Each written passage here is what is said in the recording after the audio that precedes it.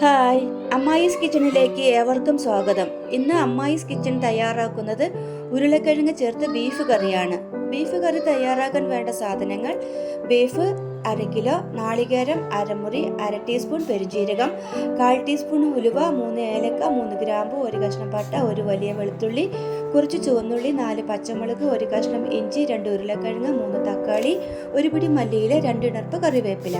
കുക്കറിലേക്ക് കഴുകി മുറിച്ച് വെച്ച ബീഫ്, ഉരുളക്കിഴങ്ങ്, മുളക് പൊടി, മഞ്ഞൾപ്പൊടി, ഗരം മസാല, കുരുമുളക് പൊടി 1/2 ടീസ്പൂൺ വീതവും, മല്ലിപ്പൊടി 3 ടേബിൾ സ്പൂണും, ഇഞ്ചി, വെളുത്തുള്ളി, ചുവന്നുള്ളി, 3 പച്ചമുളക്, 1/2 ടീസ്പൂൺ പെരുംജീരകം, 2 ഏലക്കായ, 2 ഗ്രാമ്പു, 1 കഷ്ണം പട്ട എന്നിവ ചേർത്തരച്ച പേസ്റ്റ് 1/4 ടീസ്പൂൺ ചേർത്ത്, തക്കാളി ചേർത്ത് അതിലേക്ക് ആവശ്യത്തിന് ഉപ്പും വെള്ളവും ചേർത്ത് നന്നായി ഇളക്കി യോജിപ്പിക്കുക.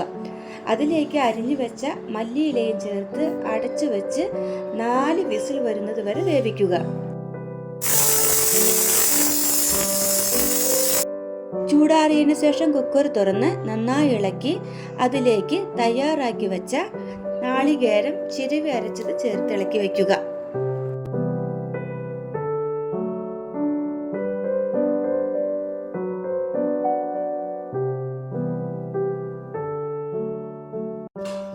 ഒരു ചീനിച്ചട്ടി അടുപ്പിൽ വെച്ച് അതിലേക്ക് 2 ടേബിൾ സ്പൂൺ ഓയിൽ അല്ലെങ്കിൽ വെളിച്ചെണ്ണ ഒഴിച്ച് ചൂടാകുമ്പോൾ 2 ഏലക്കായ, 1/4 ടീസ്പൂൺ ഉലുവ, 1/4 ടീസ്പൂൺ പെരുംജീരകം, 1 കഷ്ണം പട്ട, 1 ഗ്രാമ്പു, 1 പച്ചമുളക് മുറിച്ചത്, അതിലേക്ക് സവാള മുറിച്ചതും ഉപ്പും ചേർത്ത് നന്നായി ഇളക്കി മൂടി വയ്ക്കുക.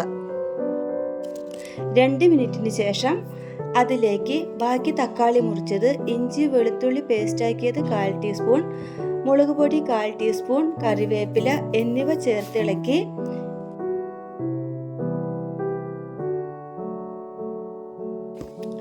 5 മിനിറ്റിന് ശേഷം തയ്യാറാക്കി വെച്ച ബീഫ് കറി ചേർത്ത് നന്നായി ഇളക്കി യോജിപ്പിച്ച് അതിലേക്ക് മല്ലിയില ചേർത്ത് നന്നായി തിളയ്ക്കുമ്പോൾ വിളമ്പി ഉപയോഗിക്കുക. ഈ ബീഫ് കറി പൊറോട്ട, ചപ്പാത്തി, പത്തിരി, ഇടിയപ്പം, ആപ്പം, നെയ്ച്ചോറ് എന്നിവയ്ക്കൊപ്പം ചേർത്ത് കഴിക്കാൻ പറ്റുന്ന രുചികരമായ കറിയാണ്. എല്ലാവരും തയ്യാറാക്കി നോക്കുക. ഇഷ്ടപ്പെട്ടാൽ സബ്സ്ക്രൈബ് ചെയ്യുക, ഷെയർ ചെയ്യുക, ലൈക്ക് ചെയ്യണം, കമൻ്റ് ഇടണം.